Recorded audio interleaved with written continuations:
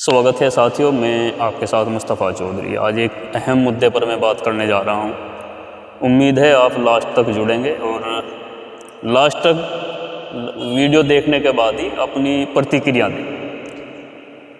सिर्फ पूर्वाग्रह से पीड़ित होकर या शुरुआती कुछ शब्द सुनकर अपनी प्रतिक्रिया ना दें, क्योंकि हो सकता है आप जो शुरू में लिखने जा रहे हैं और पूरी वीडियो देखने के बाद आप कुछ और ही लिखते। तो इसलिए मैं उम्मीद करूँगा कि आप लास्ट तक जुड़ेंगे। ये दो बच्चे हैं, इन्होंने मात्र 1 मिनट की एक वीडियो डाली जो आपने देखी होगी। करीब 60,000 लोगों ने उस वीडियो को देखा और लोगों ने काफ़ी सराहा इन बच्चों की वीडियो को। जो इनका एम था समझाने का वो लोगों तक गया, लेकिन सभी सहमत हों, सभी को वीडियो पसंद आए, कितनी भी कोई अच्छी बना ले, विरोधी तो उसके भी होंगे। तो यही लोकतंत्र की खूबसूरती है। लेकिन विरोध होना और पसंद ना आने का मतलब ये नहीं कि आप छोटे छोटे बच्चों को हराम की औलाद कहें, उनको कलंकित कहें और उनके सामाजिक बहिष्कार की बात करें। और वो लोग जो खुद को समाज सुधारक बताते हैं और बड़ा धर्म के या बिरादरी के ठेकेदार समझते हैं, अगर ऐसे लोग, बिरादरी के ऐसे लोग जो बिरादरी का उत्थान की बात करते हों व्हाट्सएप ग्रुपों पर और फिर सार्वजनिक प्लेटफार्म पर, फेसबुक पर और व्हाट्सएप पर ऐसे बच्चे को कलंकित बच्चा बताएं, सामाजिक बहिष्कार हो, हराम की औलाद बताएं, तो ये शोभा नहीं देता। ये वीडियो आपने देखी होगी और ये कमेंट, ये प्रतिक्रिया, ये अभद्र भाषा जो मैं यहाँ दे रहा हूँ, आप इसको पढ़िए, ध्यान से पढ़िए। इसी वीडियो पर, ये जो 1 मिनट की मैं वीडियो बता रहा हूँ बच्चों की जो बनाई थी वीडियो, इस पर ये प्रतिक्रिया आई है इन भाई साहब की। इन भाई साहब का मैं परिचय करा दूँ। इमरान कसाना नाम है और मुस्लिम गुर्जर रिश्ते नाम का एक व्हाट्सएप ग्रुप चलाते हैं जिसमें सैकड़ों की संख्या में लोग हैं और ये समाज हित में बिरादरी के बच्चों के रिश्ते कराते हैं। अच्छी बात है, जो जिससे जिन की समझ में आ रहा है, जो जिस हिसाब को या जो जिस काम को समाज उत्थान में समझता है वो कर रहा है। लेकिन जब इन बच्चों की वीडियो इनके व्हाट्सएप ग्रुप पर पहुंची और एक इस्लाम कासमी नाम के व्यक्ति ने कुछ ऑडियो रिकॉर्ड करके इस वीडियो पर आपत्ति जताई कि ये मदरसे और मौलवियों के खिलाफ है और ये अच्छी नहीं बात है। ठीक है, उनका अपना नज़रिया था, लेकिन उनका उस वीडियो को अलग डायरेक्शन में पहुंचाना वो एक अलग बात है। आप झूठ नहीं परोस सकते किसी को। जब वीडियो अवेलेबल है, वीडियो में किसी मदरसे पर नहीं चला गया, किसी आलिम के खिलाफ कोई अभद्र भाषा का इस्तेमाल नहीं किया गया, लेकिन उसके बाद भी मौलाना साहब को, ये कासमी नाम के कोई व्यक्ति हैं, इनको आपत्ति थी। और इनकी आपत्ति के बाद फिर ये इमरान कसाना नाम के व्यक्ति जो एक व्हाट्सएप ग्रुप चलाते हैं मुस्लिम गुर्जर रिश्ते, इन्होंने एक लंबा चौड़ा कमेंट लिखा जो आप देख रहे हैं। बच्चों के बारे में जो अभद्र भाषा का इस्तेमाल इस व्यक्ति ने किया, ये जो समाज सुधारक खुद को समझता है, तथा कथित समाज सुधारक। क्या लिखा इन्होंने बच्चों के बारे में कि ये बच्चे मुस्लिम समाज के लिए कलंकित हैं और इनका सामाजिक बहिष्कार होना चाहिए। इनके माता पिता का भी सामाजिक बहिष्कार होना चाहिए, नहीं तो फिर ऐसे ही बच्चे पैदा होंगे समाज में। यानी कि एक तरह से मूसा के दौर में जब फिरौन था ना, वो बच्चे पैदा ही नहीं होने दे रहा था। उन्होंने ऐलान किया था कि उनको जब ये पता चला कि मूसा नाम का व्यक्ति पैदा होगा और वो तेरी सल्तनत को चैलेंज करेगा, वो तुझे नेस्तनाबूद करेगा, तो उसने, ये बोलते हैं ना कि मूसा के आने के डर से कि मूसा पैदा ना हो, उसने लाखों बच्चों का कत्ल किया। लेकिन मूसा तो पैदा हुआ और उसी के घर में पड़ा। ये अल्लाह की मसलियत है। वही भाषा इस इमरान कसाना की थी कि फिर कभी इस समाज में ऐसे बच्चे पैदा ना हो। ये अपने आप में एक फिरौन बनने की कोशिश कर रहा है और ख़ुद को समाज सुधारक बोलता है। और आपको याद होगा, अभी फ़िलिस्तीन और इज़राइल में जंग चल रही है। फ़िलिस्तीन पर बेतहाशा बमबारी इज़राइल कर रहा है, लाखों लोगों का वहाँ जनसंहार, एक तरफा कत्लेआम मचा हुआ है, 50,000 बच्चे मारे जा चुके हैं। और क्या कहा था इजराइल ने कि ये बैड बच्चे हैं, गंदे बच्चे हैं। फ़िलिस्तीनी बच्चों के लिए ये शब्द यूज किया था इजराइल ने।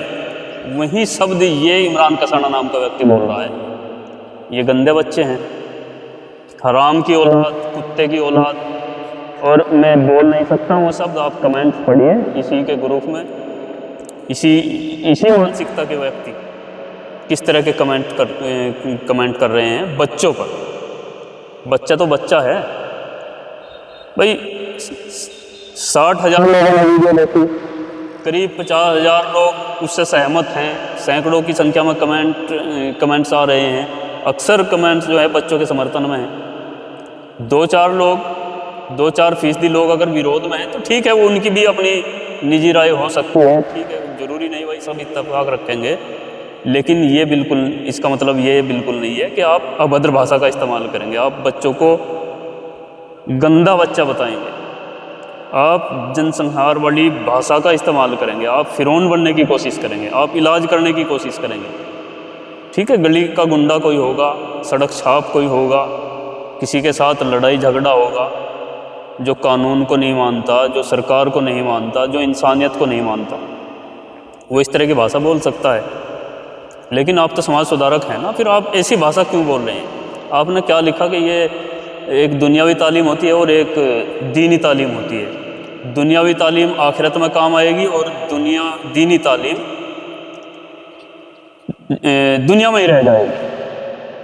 लेकिन मेरा मानना है तालीम होती है, तालीम के बीच कोई बंटवारा ही नहीं है। सपोज करो कोई बच्चा स्कूल में पढ़ा और वो पढ़ करके डॉक्टर बना और उसने इंसानियत के लिए कितनी जानें बचाई, कितने लोगों का इलाज किया, क्या उसका अजर इस दुनिया में ही रह जाएगा? उसको कुछ आखिरत में मिलेगा नहीं। और एक आलिम एक मदरसे से पढ़ करके निकला और वो आलिम बना और उसके बाद वो फिर लोगों को गुमराह करने लगा, लूट करने लगा, ठगी करने लगा, अंधविश्वास फैलाने लगा, उसको आखिरत में क्या मिलेगा? इस पर आप थोड़ा अपना नज़रिया स्पष्ट कीजिए। तालीम होती है, तालीम का मतलब, तालीम इंसान को इंसानियत सिखाती है, आदमी को इंसान बनाती है। वो दुनियावी तालीम आप कहें उसे या आप दीनी तालीम कहें, तालीम होती है, तालीम इंसानियत सिखाती है। तालीम के बीच कोई बंटवारा नहीं। और यही बच्चों ने आपको बताया, यही बताने की कोशिश की कि तालीम एक ही छत के नीचे होनी चाहिए, चाहे वो दुनियावी तालीम बोलें आप उसको या दीनी तालीम बोलें। ठीक है, दीनी तालीम ज़रूरी है, मैं भी मानता हूँ। एक मुसलमान के लिए दुनियावी तालीम के साथ साथ दीनी तालीम भी बहुत ज़रूरी है। लेकिन बंटवारा नहीं होना चाहिए। एक छत के नीचे अगर हो जाए तो उसमें क्या आ रहा है? यही तो बच्चों ने कहा था। और कौन से अपशब्द बच्चों ने कह दिए थे? किस मदरसे पर बुलडोजर चला दिया था बच्चों ने, या किस आलिम को टारगेट कर दिया था वही बच्चों ने? और उसके बाद भी अगर कुछ ऐसी बात आपने लगी तो उसका एक तरीका होता है, पॉइंट टू पॉइंट आप जवाब दे सकते थे, कमेंट कर सकते थे, जवाब मांग सकते थे। लेकिन नहीं, आपकी, क्योंकि आपके अंदर एक फिरौनी शैतान आपके अंदर है, आप दूसरों को हकीर समझते हैं, आप औकात दिखाने की बात करते हैं, कहीं भी आप औकात दिखाने के लिए तैयार हैं, तो ठीक है, मैं भी इंतज़ार कर रहा हूँ आपकी। आप इलाज करने की बात कर रहे हैं, आप इलाज करिए, मैं इंतज़ार कर रहा हूँ। आप अपने जिस तरीके से भी आप इलाज करना चाहते हो और मुझे उसका इंतज़ार रहेगा। फिर से बताइए आप क्या इसमें गलत था?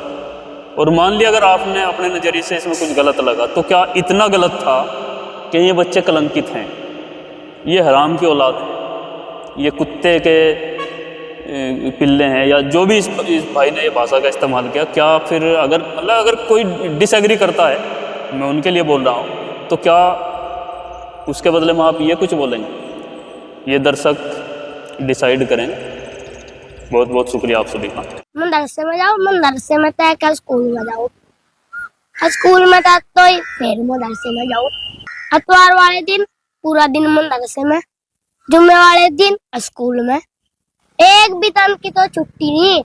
मुसलमान के जागतों का तो टेरन बना रहा, इतना प्रेशर है पूछे ना बात। खेलने का भी तो टाइम नहीं मिलता।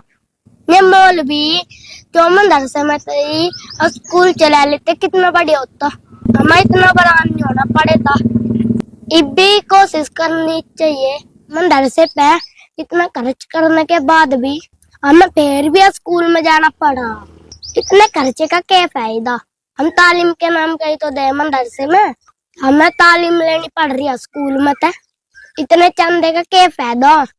अब भी टाइम है सुधरने का, यानी फिर कोई और सुधरेगा, फिर तेरे पे जोर पड़ेगा।